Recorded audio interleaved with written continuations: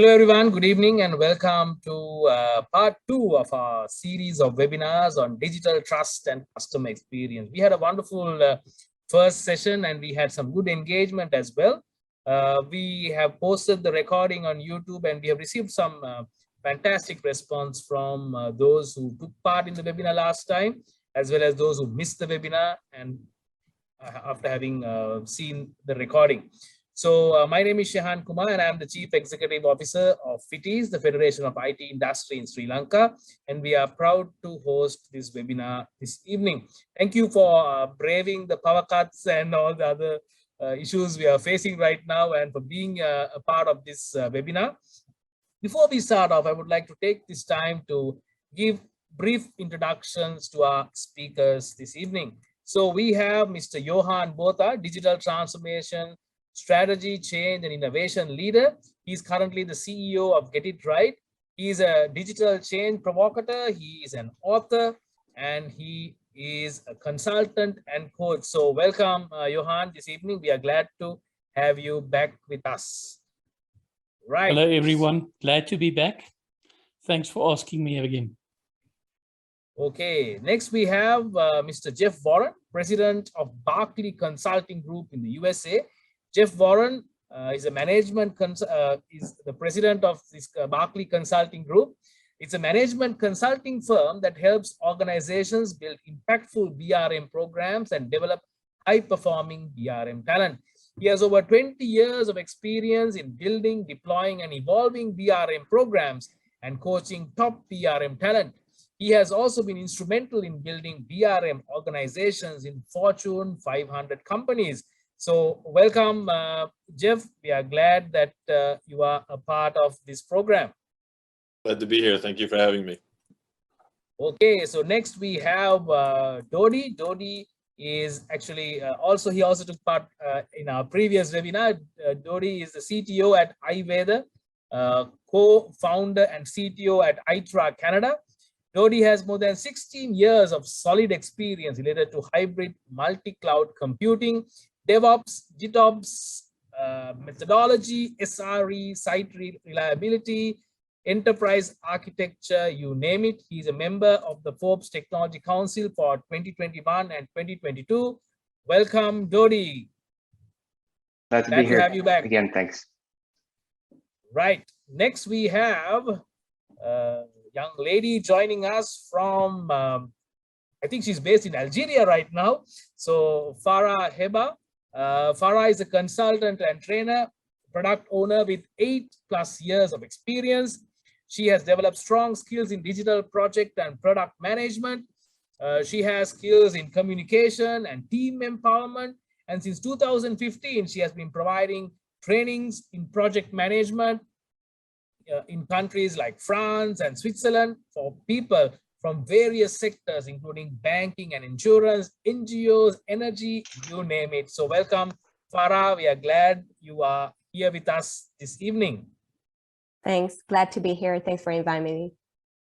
Right. So we then have Mr. Sujit Christy. Of course, Sujit is no stranger to FITIS. He actually hosted a webinar with us yesterday as well. Sujit has been really busy with all these webinars for us. Thank you, Sujit. So Sujit is the Vice President of the FITIS Professional Consultants Chapter. He's a Director of Layer 7, Seguro Consultoria Private Limited. He's a Certified Information System Security Professional and he's, I think, well-versed in all things digital and things related to cybersecurity. So welcome, Sujit. We are glad that you are with us this evening. Thank you, Johann. I'm glad that we are all here together. Right. Thank you. Next, we have Mr. Nirmalan, who is actually one of the brains behind this webinar.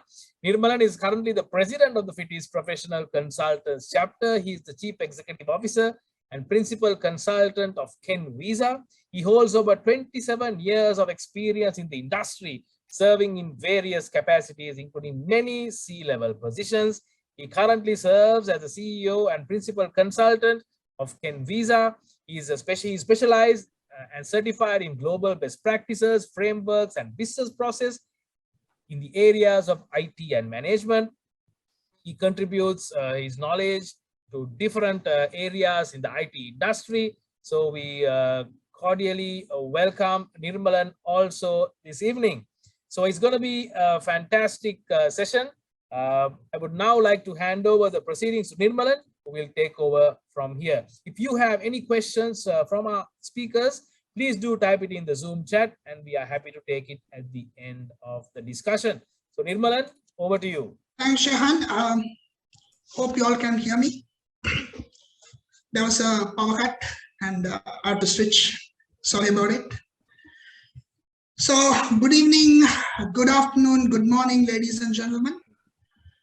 I warmly welcome you for our session 2 of Digital Trust and Customer Experience, conducted by Federation of Information Technology Industry, Sri Lanka, Professional Consultants Chapter. If you look at the recent past, digital transformation has been a buzzword. The pandemic situation has actually boosted the online business. Customers have accepted it. One, willingly. The other side, by force. They didn't have any other option. The concerns which they had may be still there, but they have accepted it. This has given boost to automation by organizations and transformation digitally. Having said this, percentage automation or process automation has not given any assurance for the organizations for customer trust and experience. Customer trust, digital trust and customer experience is a different ballgame altogether. Is it looked into that angle? Have they gained the experience of the customers? Is a question mark. So today we are here to discuss the different perspective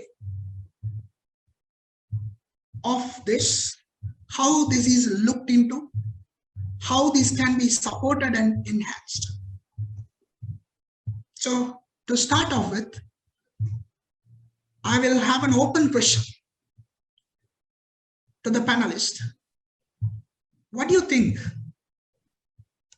What are the contributing factors for customer experience? What are the contributing factors for digital trust?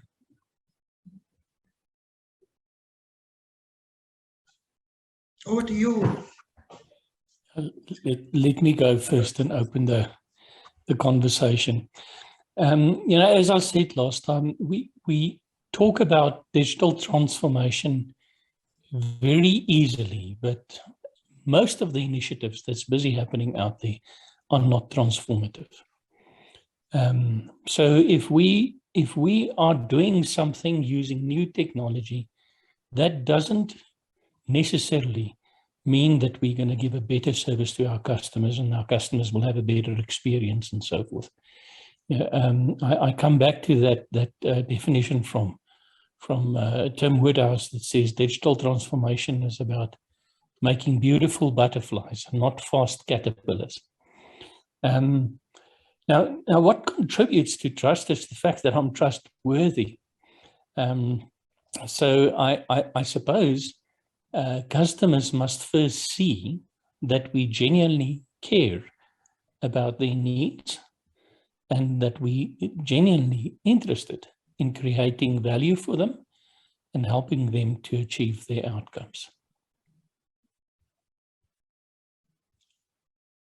Yeah, so let me echo what Johann just said. When we talk about, I'm almost tired of hearing about digital transformation because it's such a nebulous term, but everybody's doing it. It's one of these buzzwords, and it's not about shiny objects.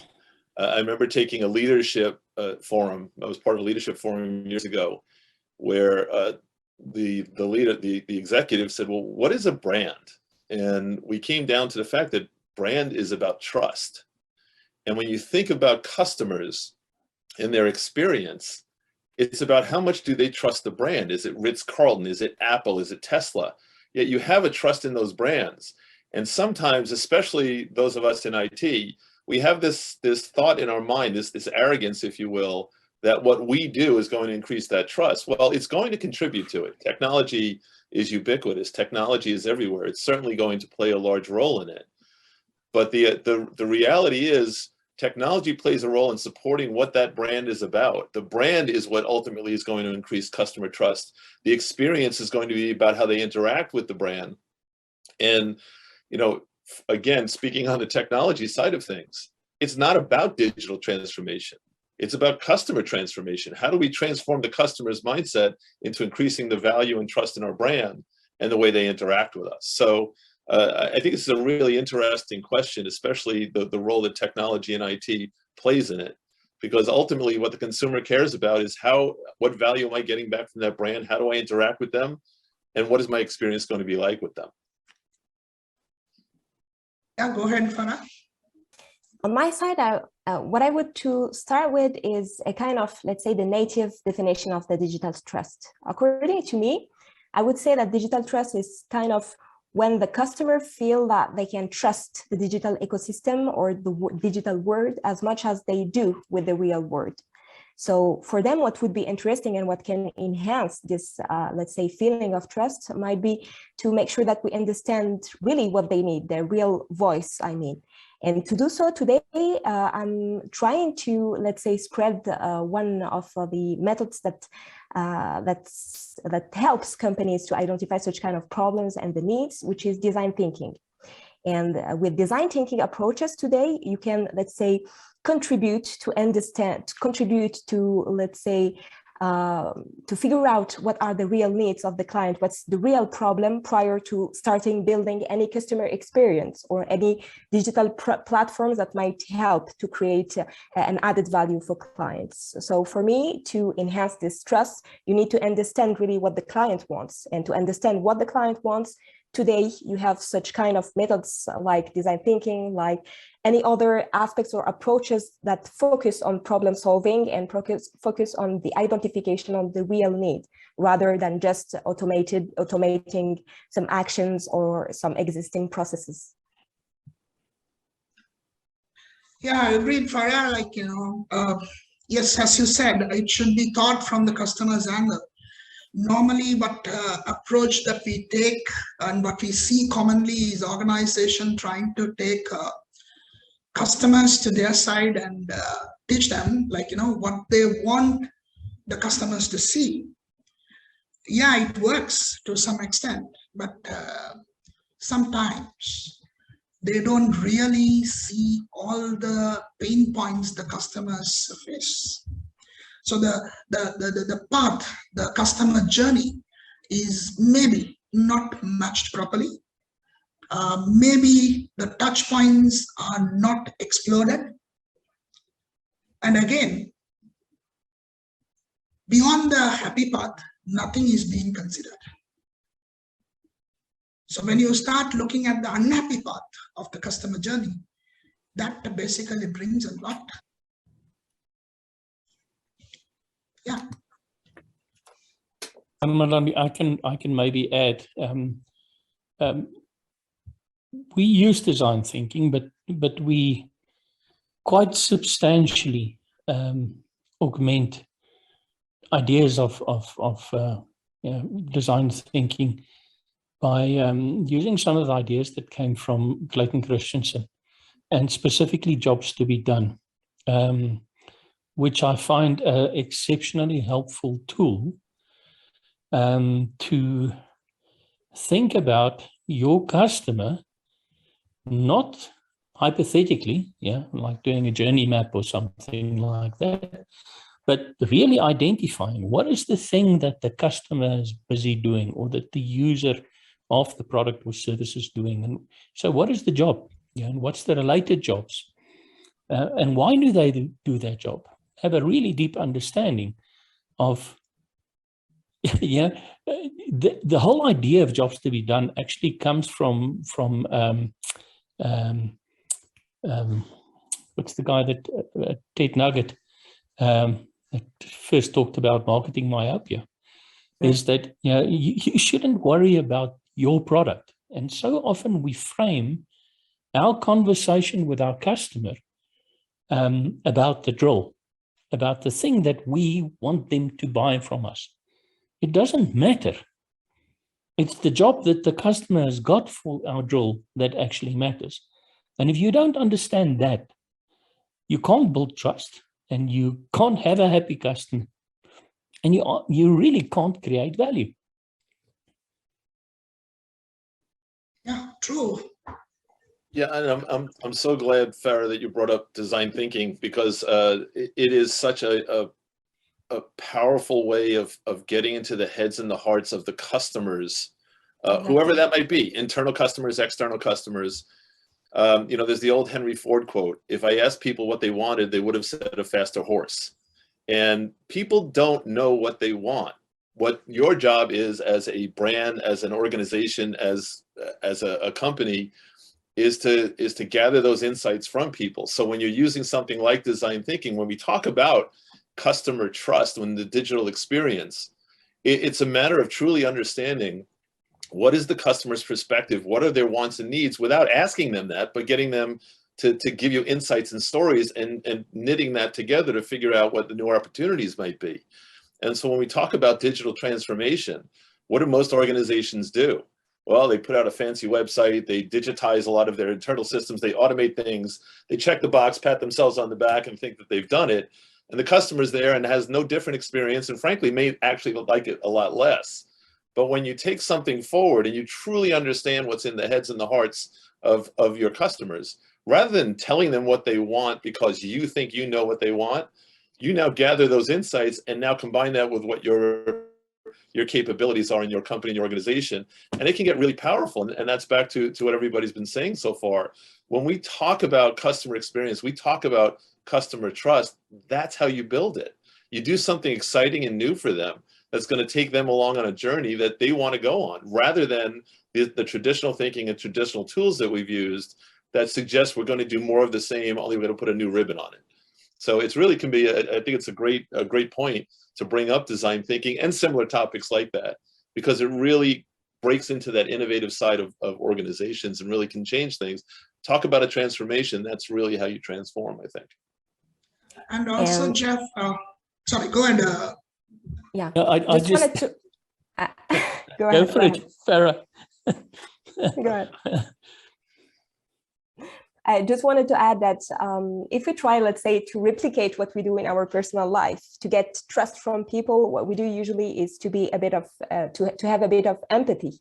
And in design thinking approaches, one of the main phases is this empathy phase, in which you try to figure out what matters for your client, what, let's say, is the most important for them.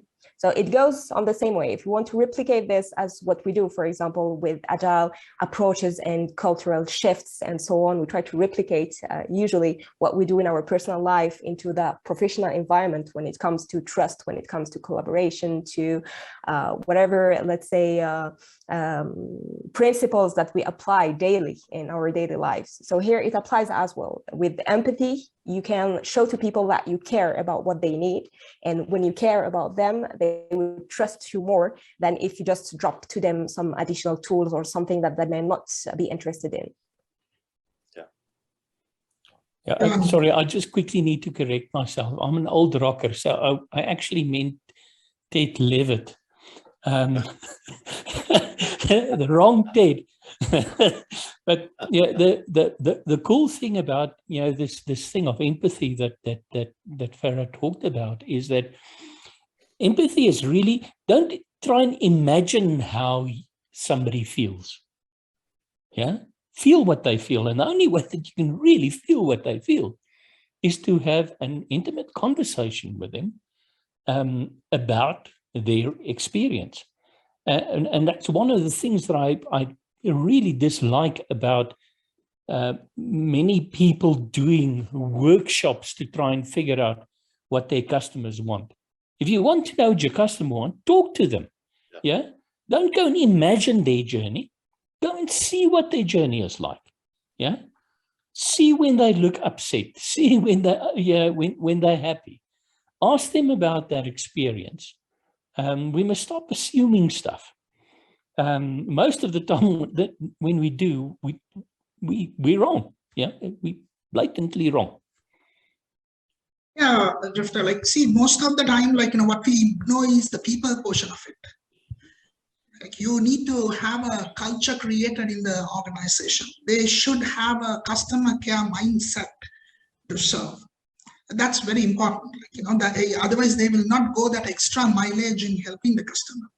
So the customer, we are talking, these services, we are talking more towards the feeling of the customer. So when that is affected, maybe you would have done a good job, but at a pain point when customer comes, you have not addressed that. Basically, that's going to hit very hard, right? And on top of it, like, maybe another thought that could bring out people who care for customers and people who have conscience, basically deal with these people. And also, like, if you really look at the perspective, the trust comes from consistency, capacity, and commitment. So that is something that we'll have to address. So if I could, go ahead, Farah. Please. Just wanted maybe to ask a question to the other panelists, much more than giving a statement. According to you, what would be the difference when it comes to what I need to focus on, whether I am speaking about digital trust for B2C or digital trust for B2B? I mean, I think that the things that we need to focus on might be slightly different, whether we speak about clients that are individuals like you and I, or people that are much more companies or big groups that might need more assurance when it comes to security of data, more assurance when it comes to the processes that we embed into our internal value stream to provide them with the process and the services. So it's funny that you asked that question, because what I was just about to say was to kind of switch this a little bit and talk more about internal customer experience, between IT and its business partners throughout the organization, which is very similar to the switch to B2B. In my view, so I work in two different spaces. I work with business relationship management. I happen to work in design thinking as well, which is kind of fortuitous for this conversation. And they actually connect. And the reason they connect is because you're able to understand what your customers want. And one of the beautiful things about, one of the things I love about what I do is I work across many industries. I came from retail. That was the industry I was in. But I work with bankers, I work with geoscientists, I work with government organizations. And the beauty of it is it applies equally. If you really start getting into the heads and the hearts of your customers, if you understand your business and you understand that challenge, you understand what the needs are and what you have to deliver. So if we've been talking B2C so far, when you move it to B2B, yeah, there are going to be different needs without a doubt. There's no doubt about that. But those needs are going to come through the process. You know what you're doing when your company is how you're operating in a B2B space. Those customers are going to have different wants, needs, perspectives, etc. And that will be brought out in the process to figure out, well, what is it that we're delivering now? What is it that the real needs are? And what are the opportunities that we have? Are there problems we have to solve? Are there new ideas that we can take? So for me, I think the approach is generally the same. Obviously, there are nuances to it because of the different customer groups. But if you even look at this from an IT perspective, design thinking can be immensely valuable to an IT organization working with its business partners, because again, IT seems to think it knows what everybody wants, when the reality is they don't even know what they want. While IT is thinking about, I've got to make sure I'm on the right security standards, I have to make sure that we have the proper bandwidth and our servers are operating at optimal speeds. All the business partners are thinking about is, how do I attract and retain customers? How do I improve the bottom line? How do I enter new markets? And so and again, design thinking is not the only way to do this. There are other ways of doing it, but I think design thinking conceptualizes this this empathetic and creative view to try and understand how to meet those unmet needs. And so I think it does apply in a lot of different scenarios to be able to figure out how do you transition and move towards an area that will benefit your end customers, whether they're internal customers, B2B clients, B2C customers, et cetera. I think it really does fit in a very valuable and effective way. Yeah, for me, yeah, any anything starts with P2P, person to person, and you know, building that level of trust and that level of feeling comfortable, and willing to listen, and that normally comes from the other party being willing to listen also first. Yeah, the nuances we can sort out along the way. But I think we're placing far too little emphasis on personal relationships and genuinely caring about customers and not just doing a deal. Yeah, if we use the word that the job of the business is to create value for customers, then you need to understand what that value for the customer is. What do they value? And you can't find that out if you don't have a decent conversation where people are willing to be vulnerable, yeah, and tell you about the bad things also. So yeah, the older I get, the less involved I want to get into in technology. It's just a tool. In fact, if we can lose the digital transformation, the digital part of digital transformation, and just help people to do the right thing, I think then we've done something meaningful. Yeah, Johann, I quite agree on what you say, because nowadays in organization, the service desk has become a shield for the top management to hide behind. So it's very difficult to reach out, put your complaints, because the guys who are in the front are given a stereotype of answers and activities. They can't do anything beyond because they are working for a target. So the guy who is supposed to listen is not ready to listen. They are hiding behind the shield. Yeah, That's a serious problem. That's what I was talking about. You need to consider the unhappy parts. No, absolutely. You know, one of the lessons that I taught my children, there's a few of them, I think about 5, but one of them is never take no for somebody who doesn't have the authority to say yes.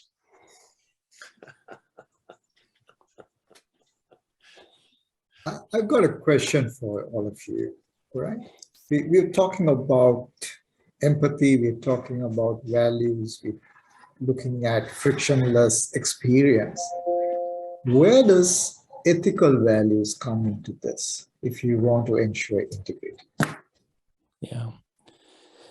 For me, ethics is a very personal thing. And I think the first mistake that we made is we tried to teach people ethics at business school. I think that should have started at home.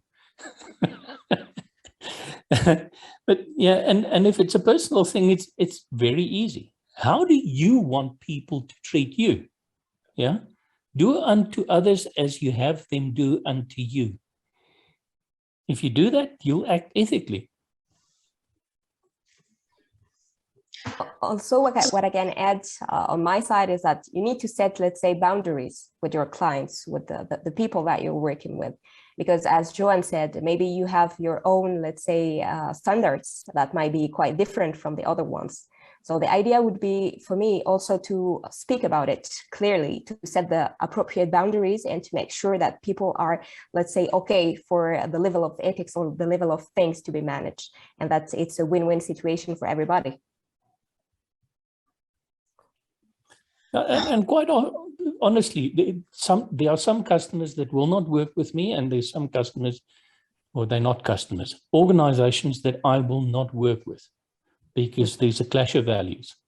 And it's important, and luckily, the older you get, the easier it gets to actually recognize that and to say, listen, mate, great conversation, but yeah, this is not a journey that either of us should take.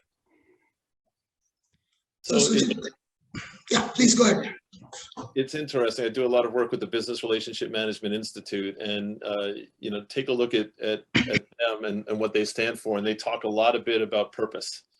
And when we work with a lot of business relationship managers and a lot of executives and organizations, we talk about purpose.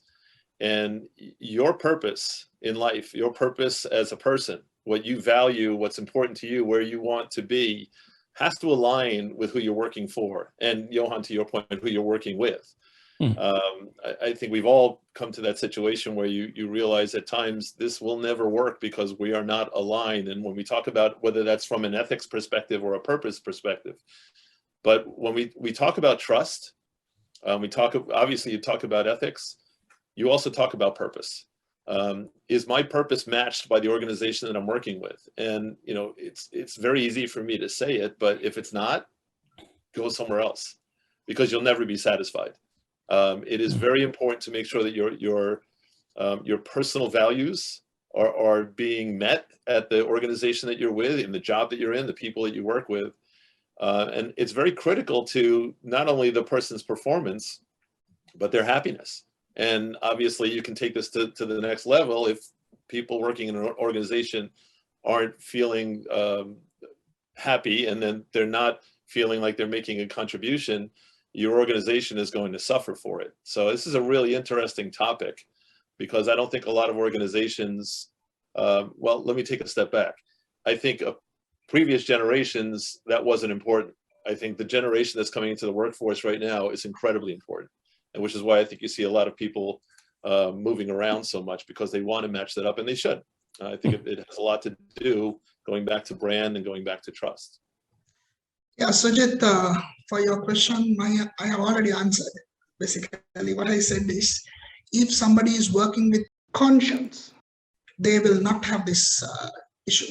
But will they be allowed to work in an organization with their conscience? Not all the time, because organization values might override, culture will override. So a lot of things are going to have an impact on that.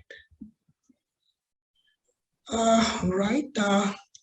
Can we move? Sujit, do you have anything? Yeah, just to extend that conversation from the point you said. So the moment you have a conflict here, right? I mean, this person, whoever is, he's expected to be ethical, and on the other side, he wants to be trustworthy, right? And we want to build that trust. Now, that person is going through psychological turmoil, and that's not going to help anyone, isn't it?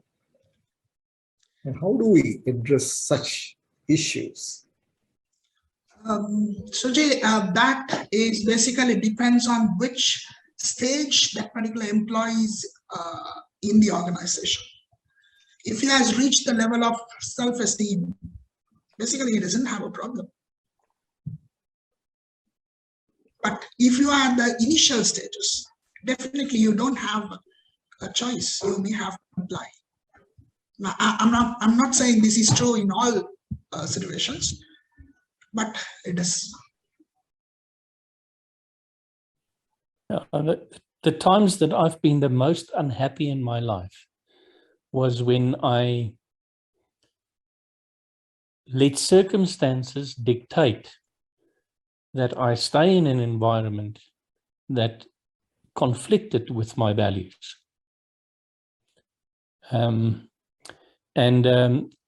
I think it cuts both ways. As an employee, you need to actually make that bold, or take that bold step to say, I do not belong here. Yeah, whether it's from a value perspective or from a principle perspective or from a purpose perspective, it's just not aligned. Short term, it will be difficult to make that decision, but long term, it will always be better. Because for somebody who's allowed the bad thing to happen, the emotional and the psychological consequences of one of those decisions for me was detrimental. it basically took me 2.5 years and a very good friend to get me out of a hole. Yeah. And similarly, now, if you're an employer and you see somebody doesn't fit in, have that conversation. See if you can find an opportunity for them where they do fit in. But yeah, don't, because if you let them stay there, they will poison the well, and eventually, you know, your whole organization and everybody that's dependent on your organization will suffer as a consequence, and that's not a good outcome. I completely agree with what Johann had just said, and I would add that as a person that's working, for example, face-to-face with clients, you will not be able to sell something you do not believe in, and you will show it to your customer. So your customer will get less, will have less trust within your brand, within your services. So I will say it again, but the idea is try to find every time a kind of consensus, a win-win situation, whether for the organization, for the people that are involved into the digital transformation actions, and the end client. Because if you have people that are in charge of such kind of initiatives, that are in charge of increasing the trustworthiness of the company and the brand, if they do not believe in the products, in the services, in the way they are delivered, it will be a lot difficult for them, or more difficult for them, to sell it to clients and to increase such kind of trust within them. And I say this because by experience, I've felt something similar. On a project I had to run, the idea was to try to make sure that clients think that they do not have, let's say, the choice by the moment they finalize a digital, let's say, process, or they go on all the steps on a digital platform. And I was kind of, let's say, it was difficult for me to make sure that all the tasks were done correctly, that I sell the product to the clients with a lot of, let's say, to share the pros, the cons of the platform, to show how it works, the benefits of it, because it was kind of different from what I expected from a digital journey and from my values. So I've seen it, let's say, in realistic cases. If you do not believe in something, it will be really, really difficult for you to sell it, and it will be difficult for a client to trust you, because they see that even if you're internal to the company, there is something wrong in the way you present it, in the way you're dealing with topics, with questions, with problems. Can I move to the next steps? Yeah. Looking at customer experience, Dodi, what do you think? Using Agile DevOps, and now we are talking more on the SRE perspective. So if you are going to use SLO, SLI, how would you basically support or enhance this experience, and thereby you will be able to cultivate more trust on the customer side? Now, before Dodi answer, SRE refers to site reliability engineering, and SLO refers to service level objective, and SLI refers to service level indicators. Yeah, I have been quiet actually for the whole panel. I think the narrative here is always like that, building that brand, what Jeff is saying, and everybody else. When you started looking at building a brand, I think even the fundamental part is integrity, right? If you have that integrity portion of it, and even as an individual, let's say, because you're working with a whole team, and through the whole organization, you're looking at cross-functional type of teams in there. There's one thing for design thinking or systems thinking of like personal mastery, like taking ownership and having that integrity. So we started looking at that from a technical perspective. How do you gain some of these feedbacks?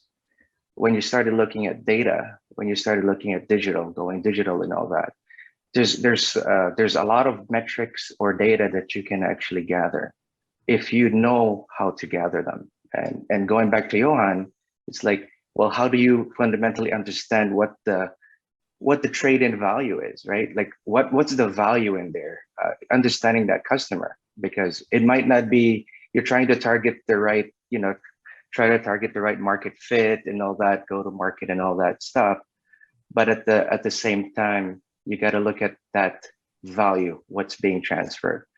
But in terms of reliability in this case, so site reliability engineering, I know Google started that and all that piece. It's very encompassing, right? So they rely on you to make sure that you're ethical. They rely on you to make sure that you're doing your best to secure that environment, that whatever that product or service is that you're doing, they rely on you for availability. If you're not available, you're not reliable. And if it's not available, there's no customer experience whatsoever. So it's one part of the critical responsibility of technology nowadays, because that could enhance your experience. That's one part of it, right? Then we talk about SLO objectives and metrics and all that. You first start with, there's a lot of new technologies out there and platforms out there, talking about the purpose of each platform. I've seen platforms being installed in 3 years and nothing's being done because they don't understand what the value is in that value chain. And that's basically my perspective. I think technology is there, but then you got to look at that fundamental piece. It's like you have to really understand what the customer needs and wants and all that. I've got maybe an interesting way of thinking about it. Remember Frederick Hertzberg, he talked about hygiene factors and motivators. So all of the site engineering stuff and us doing the right thing technologically is much like hygiene factors. If we don't do them well, the customer will have a bad experience. If we do them well, the customer will not necessarily have a good experience. But it is fundamental that we do them well. Yeah, and then this issue with the focus on value and understanding our customer and listening to customers and hearing it, that's sort of more the motivator side of things. Yeah, that's the thing that makes the customer smile. But yeah, do that site engineering bit badly and see how quickly that smile evaporates. Yeah. Thanks, Dodi and Johann. Next, we will move to Sujit. Sujit, we are talking about business online and mainly now it's digital transformation, but forget about digital transformation, whatever it is. The way in which technology is moving and the businesses are moving has a huge requirement of multiple platforms being linked, multiple applications being linked. And we are talking about zero trust organizations. Zero trust security. How do you think this is going to be practical in a environment where you don't know who are the guys who is going to be part of your engagement? Interesting question, Nirmalan. Yes, the world has started talking about a zero trust, right? At a time we were talking about trust relationship implied, but now we are moving away from that implied trust to untrust. So what we are advocating or what we are going to see continuously is that the person, the identities of these people have to be continuously validated. Right. So whoever is going to access your network, your data, or any of your applications, they have to be uniquely identified and validated. Now, there comes the conflict, there comes the friction. Let's say I'm a customer and I'm at a supermarket and I want to get something. Now, I need to complete my transaction. I need to authenticate myself so that I can complete the transaction. Now, how do you make that experience a delightful experience? Right. So that I will come back again. So all of us, we have different personas. At the end of the day, we are all unique individuals. On one side, we are a consultant. On the other hand, when we are at a supermarket, we are a customer. Right. And that customer, the organization which is actually we are serving, or the organization from whom we buy this product, they can be our client as well. So it's a multi-pronged thing. So how do we seamlessly create that journey? How do we seamlessly ensure that we can consistently identify seamlessly and ensure that they have a frictionless interaction is the challenge we have at home, at hand, right? So this is not only for the private sector organization. So it's not only for large organizations. Let's look at the government as well, because at the end of the day, government's primary objective is to deliver services to their citizens. How can they provide that service seamlessly, irrespective of the amount of bank balances you have, or to a person who doesn't have, right? For the government, everybody should be equal.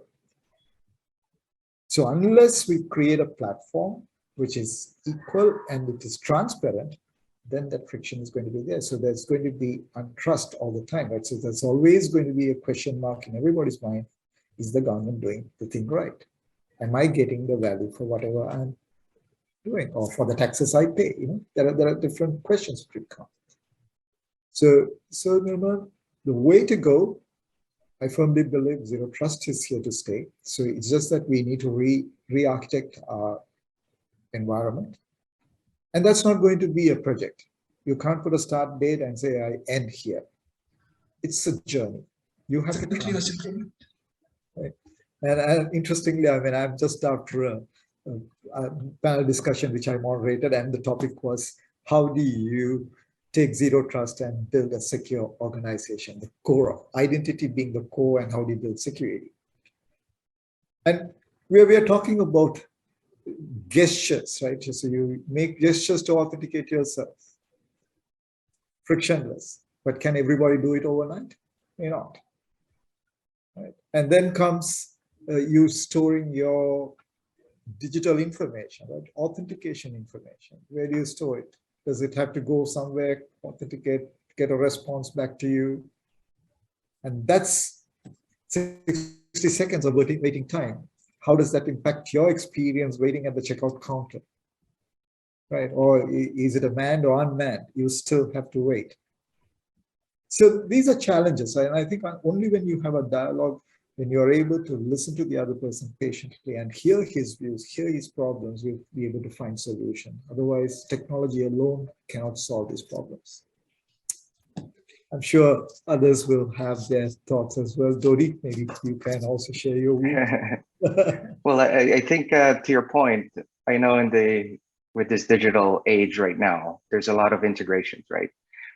When you started looking at supply chains, you're now looking at digital supply chains, right? So what these SaaS providers are doing, are they building their own infrastructure, or they're relying on a couple of different providers out there? Look at public cloud today, right? And so in this case, you have to look at it that not a lot of people are doing the right thing. They have other intentions. So when you started putting that zero trust, if you look at the SolarWinds attack, right, then it's coming in from trusted digital supply chains or partners in the chain.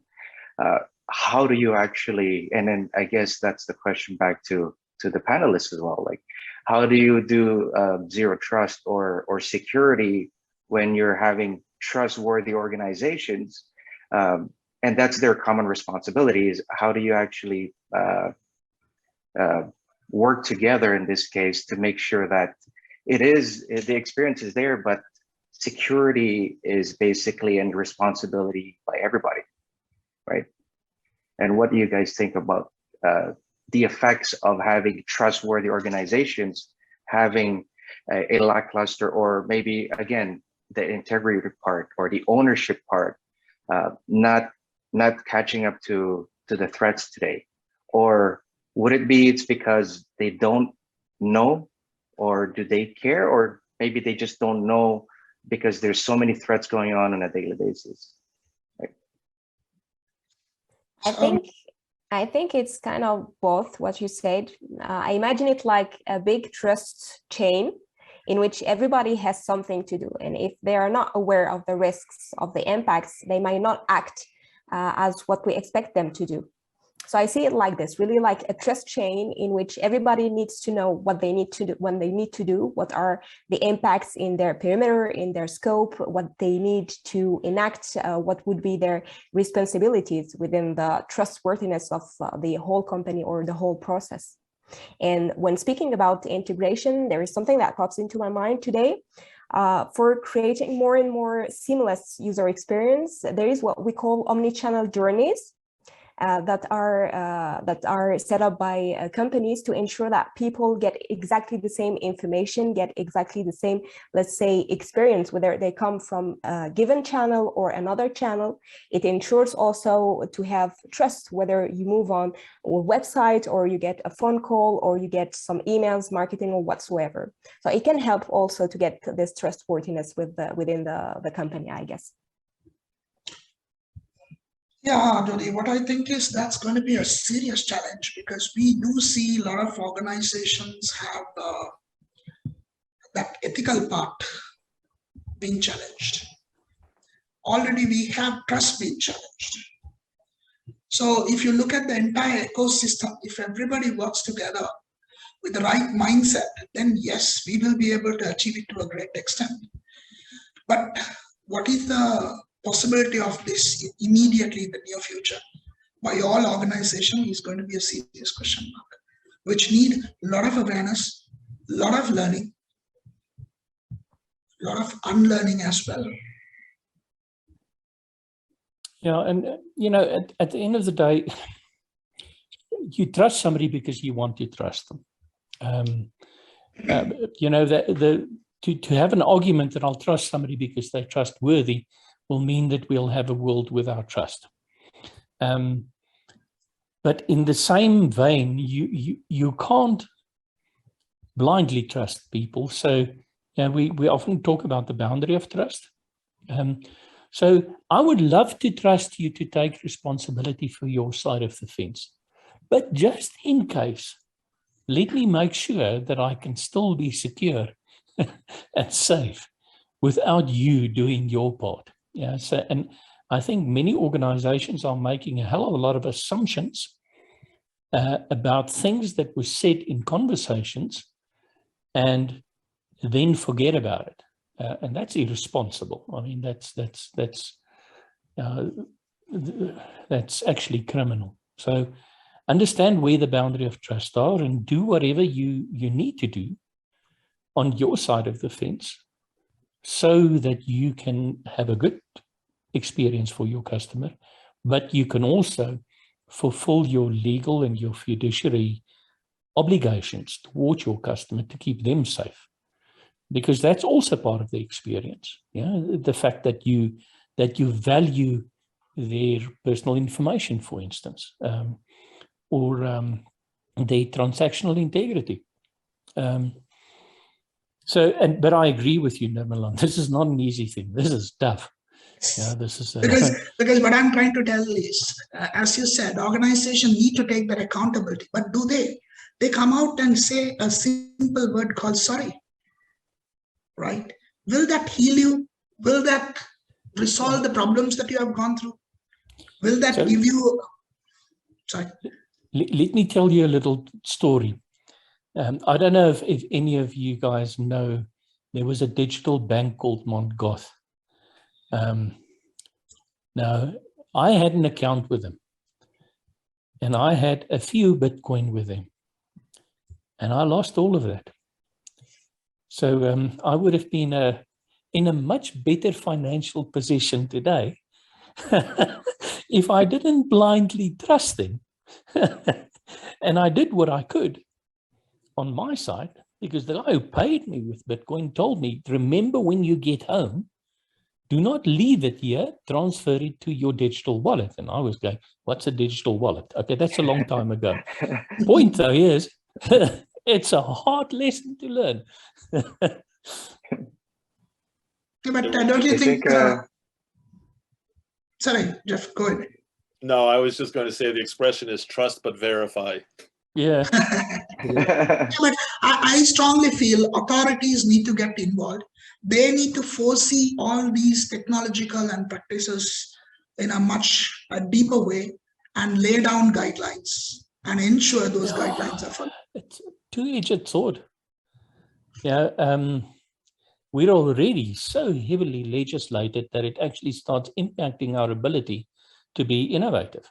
Yeah, so it's very easy just to say legislation is the solution. But the problem is that our world is becoming so complex and top-heavy with legislation, and people are starting to suffer from compliance fatigue.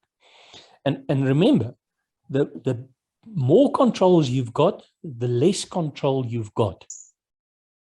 Yes, because it's more difficult for you to administer your control regime. So I question legislation. I would rather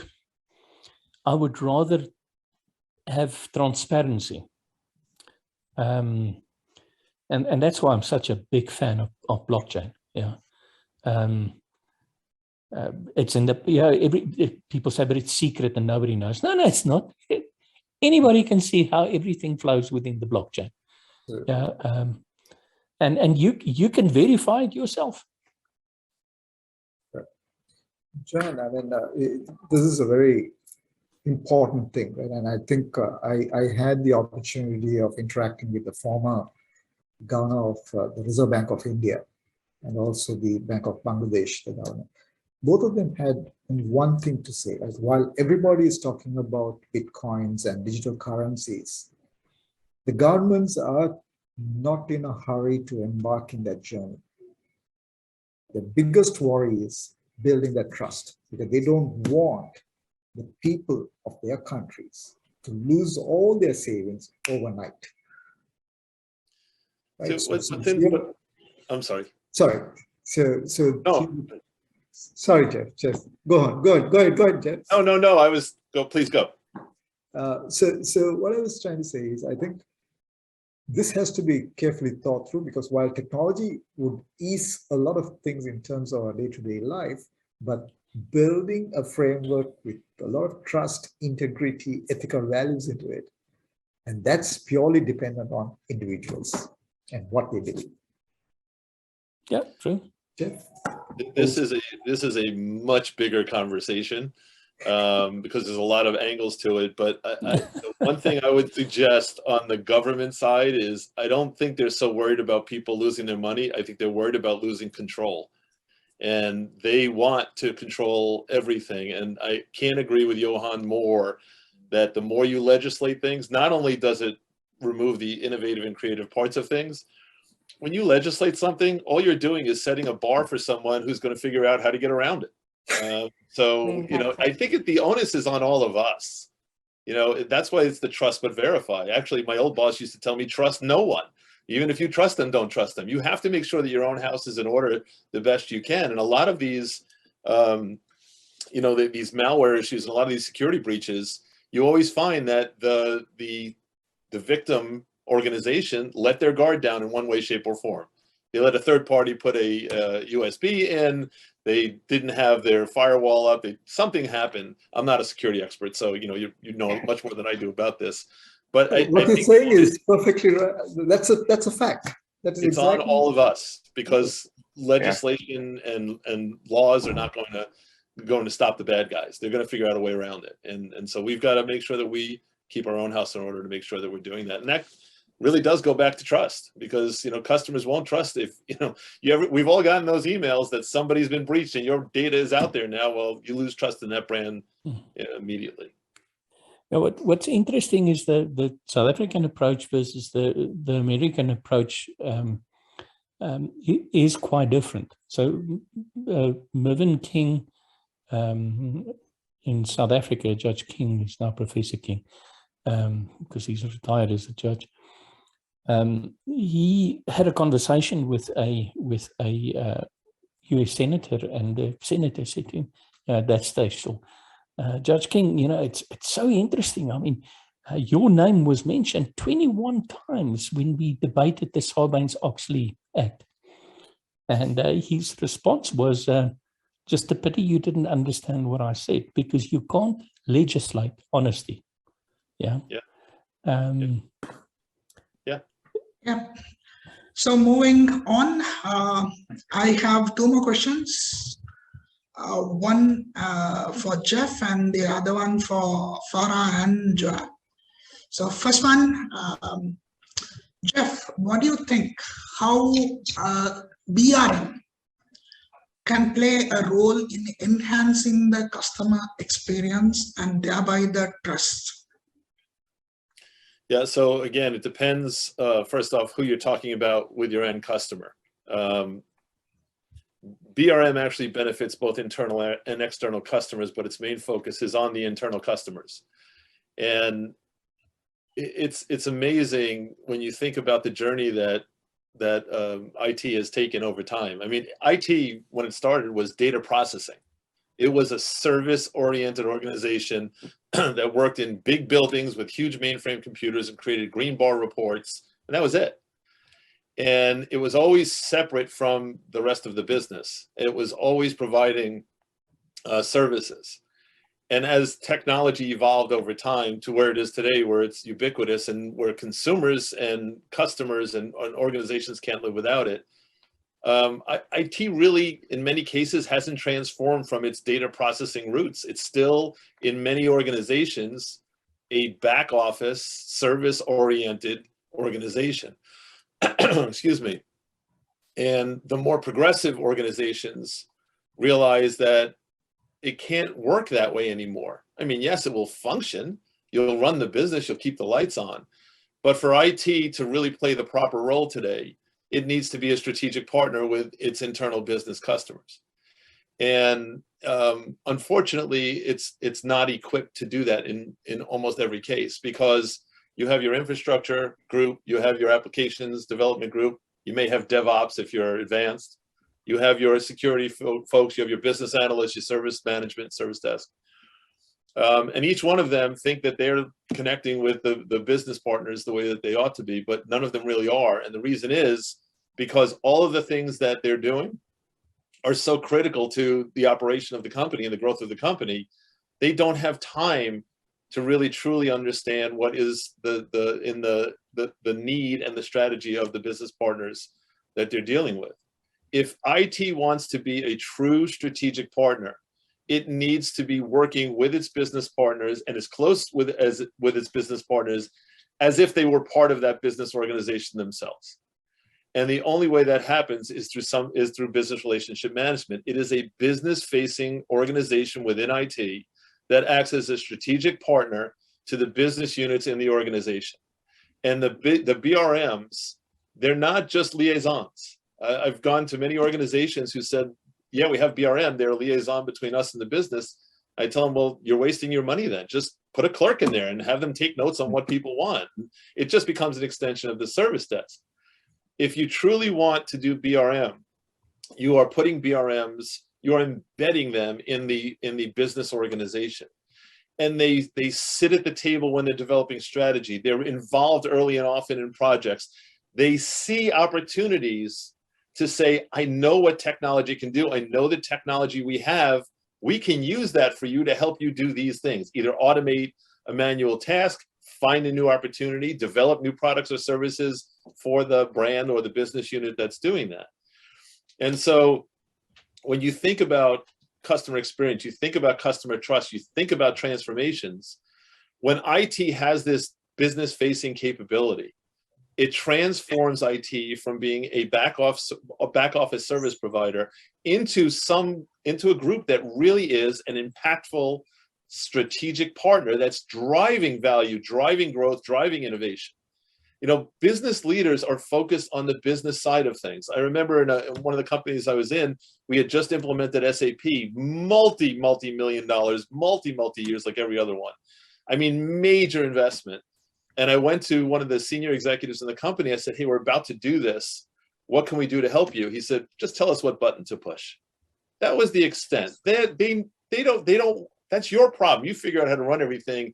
I'm focused on building our business. And as such, IT has to understand, how do I help them drive those things? How do I help them grow? And so the extension of that is, once I'm able to do that, once I've taken IT from the back office and put it on the front lines and really help it drive growth in the company, Now I can extend that to the consumers and customers of the company itself, because now you're driving more value. Now you're making more impact. They're able to increase services, increase opportunities, build new stores, create new products, and do all the things we talked about understanding the customer demand and what they need. So when you talk about business relationship management, if you see organizations that do it well and they do it right, and it really is business relationship management, you're going to see a very progressive IT organization that truly will understand what its business units need and do, and help drive them, help drive their growth and help drive their innovation. When you see organizations that don't have it, or they just have a liaison, you are looking at a very traditional IT organization, and that's fine. They will work, they will operate the company, but they're not going to be the strategic force that they absolutely can be.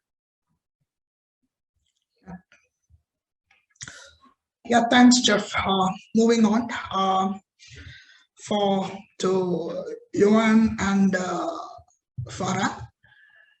What do you think in the agile trend? Where does the governance stand? Are we talking about organizational governance, or are we talking about people governance? You can go first. I'm an anarchist. I would say both. I mean, organizational governance would be here to set, let's say, the example, to lead by example. The agility within the digital trust is a big thing to think about, because for me, digital trust is a kind of outcome that you can influence but not control. So it must be earned step by step. So true agility and true governance that might be set up by an organization, it can help you to increase that trust. Now, when it comes to people's, let's say, governance, what I would say is that in every agile transformation path or every agile organization, people are the key. So whether it comes from the organization itself, from the leaders, the people are the person that are going to act. They are the people that are going to leave the processes, that are going to try things, to experiment, to try to figure out why the clients are happy, why the clients are not, why do they trust the brand, why do they do not trust the brand. So for me, it's a combination of both. Organization is here, and the governance behind organization is here to lead by example, to set a direction, a strategy, whereas people and let's say the personal or individual aspect is here to experiment and to try to figure out what to do the best way for clients and to enhance that trust. So for me, it's kind of a combination of both. John? Okay, so many people see governance as, you know, if I find the person who used governance, risk and control in the same sentence the first time, I'll throw them off a building. Because good governance is making sure that the organization achieves its objectives in an ethical manner. Yeah. The focus must be moved away from a bunch of checklists, because the problem with checklists is if you check things on a checklist, people will do the things that's being checked. That's not being agile. Yeah. So what we need to do is we need to start evaluating whether the right outcomes are achieved, whether people are using solid principles to do work, whether learning happens within the organization. So, you know, there's a big danger, and I see the conflict quite a lot when we go into organizations and we start with agile between disciplines like, for instance, information security and governance and risk and control. And it's typically because those units within the organization are not thinking units. They're ticking units. Yeah, so the job of governance, the job of information security, the job of risk management is to make sure that you make good decisions and you get good results. And so seldomly, either of those two things are actually checked. Yeah, so we assume that if we check all of these other things that in the past helped us to achieve an objective, it's going to work again. That's just dumb. So we need a completely different way of thinking about things around control. Yeah. Yeah, thanks, John. Dodi, you want to chip in? Shehan, are you there? Sorry. Shehan? Yes, Nirmalan, hi. Okay, go ahead, Dodi.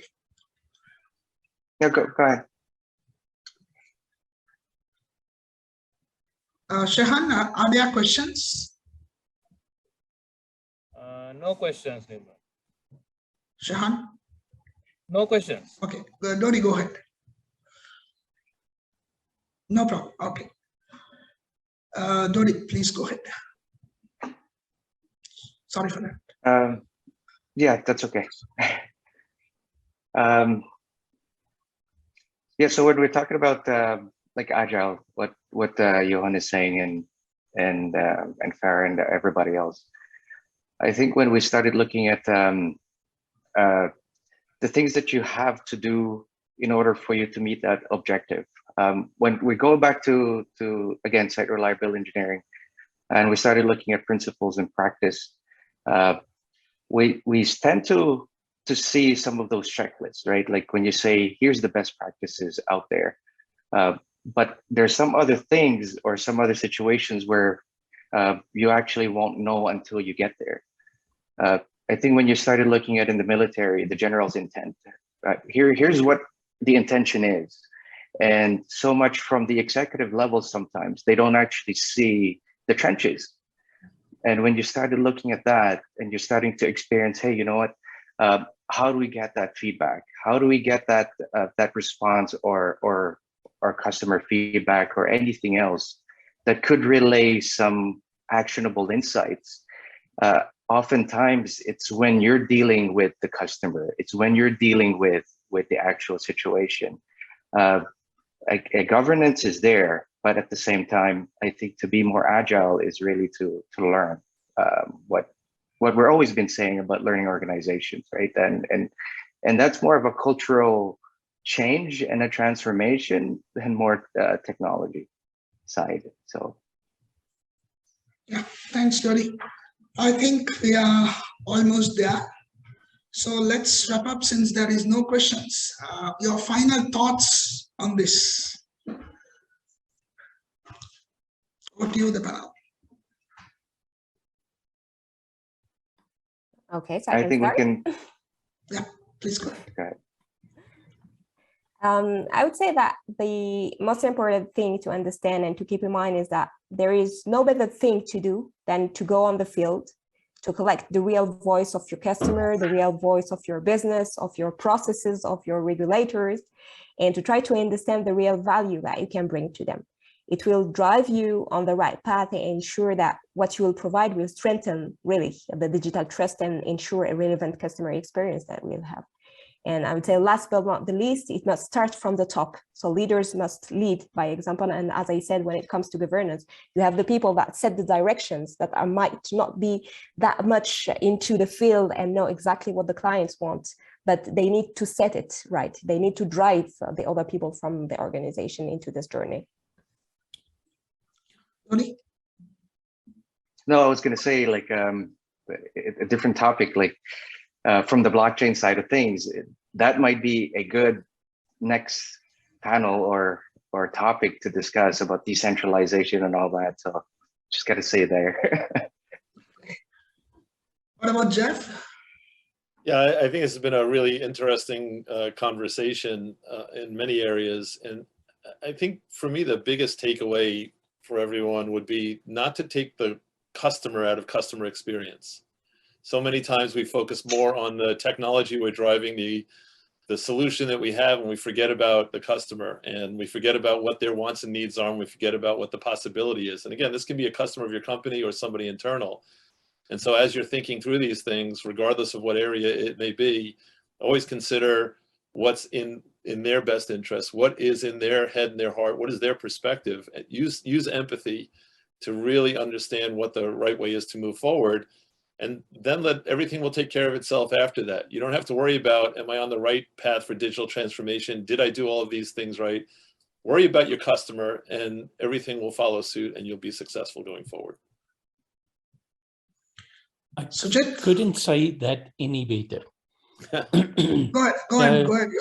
Stop Control-C, Control-V with all this best practice stuff. Remember, best practice in any case just solves simple problems. It doesn't solve complicated problems and it doesn't solve complex problems. And chaos we have to deal with in any case. So focus on the right thing, and the right thing is the customer and creating value for them. Peter Drucker said the purpose of an organization is to create and keep a customer. And I think that's a much better definition than the Chicago School of Economics definition of the purpose of a business is to create or to make money. That's a perversion of what Adam Smith said. In any case, they just used it wrongly to try and justify it. So people, it's about people. It's about understanding people, their needs, and engaging with them. Yeah. I think I'll take over and pass it to Sujit for the final thoughts also. So customer experience is to do with people, feelings. So technology can't definitely resolve this. It can support, but the people on the other side, from the service provider side, need to have a clear engagement. They need to understand the customer, understand the expectation of value and the requirements of the customer very clearly in providing value to the customer. The organization, automation, and productivity improvement doesn't give a definite assurance of customer experience. So that need to be seriously thought in engaging with the customer. Service desk and all whatever the practices and the technologies what you use should not keep you away from the customer. Currently, what is happening, it is becoming a shield for the senior management to be away from the customer, which is not going to give you an insight in any form. And also, please understand, customers are not idiots. They know what they want. May not be everybody, but there is a portion of customers, they are very clear of what they want. They are very clear how it can be done also. In addition, please don't try to fool them by giving excuses. Your problems are not an excuse for them to do the service. They have already paid for it. They are expecting a return. They may be existing with you because you may be the monopoly, or they don't have a switching option. So please do not take this for granted. Thank you. Sujit. Should I wrap it up? Please wrap it up, and you can do the vote of thanks also. Okay. So I think just want to say, if I were to summarize all what you said, I will end up writing a book, and I will need Johann's help, right? So there were great thoughts, and I think it gave different perspectives, as Jeff said, right? There's so many views here, but looking at the same problem. People say there are two sides to the coin, but I say there are more than 360 different views, depending on where you stand, right? That's a view you get. So all these views can only be understood only when you have a conversation, an open conversation, when you have empathy. Else, it's going to be a monologue. Somebody's going to say something and somebody will pick it up, somebody will say, okay, read. So if you really want to delight a customer and retain them, then you need to consider ethics, ethical values, and you also need to bring in trust. Trust not just in words, but in every part of the business, in every part of the process. Be it digital, manual, it has to be in the DNA. So with that note, I want to thank Farah, Jeff, Johann, Dodi, Nirmalan for all the thoughts you shared. And I think if time permits, we could go on and on talking about this. And I guess we have discovered a topic for the next round of our discussion, which could be blockchains and how that relates to trust and decentralization. So again, I want to thank you for sharing your thoughts, your wisdom, your experience. And I'm sure those people who are going to listen to this recording is going to greatly benefit out of this. I'm sure I have gained, and I'm sure the others will gain out of it as well. So I also want to take a moment to thank Shihan Kumar, CEO of FITIS. Shihan, you've been a strength. You've been there to support all of us. We are the youngest chapter in the FITIS family. Your support, your guidance is much appreciated, and also for coordinating this webinar. Thank you, Shihan, for all what you've done. I also want to take a moment to thank the board of FITIS for all the support and encouragement you've given.